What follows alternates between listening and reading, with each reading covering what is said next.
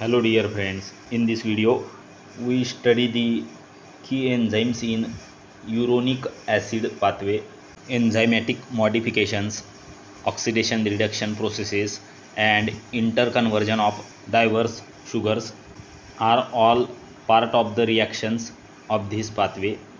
Hexokinase, glucose 6 phosphate dehydrogenase, gluconolactonase and 6-phosphogluconate dehydrogenase are the enzymes which catalyze these processes.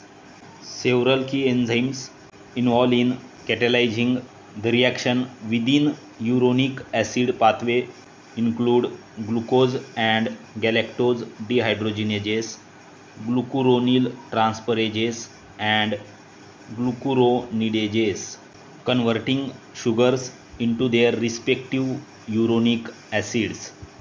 If you are new on the channel, please do subscribe, hit the bell icon to get update of latest notification from our channel and share with your friends. Thanks a lot.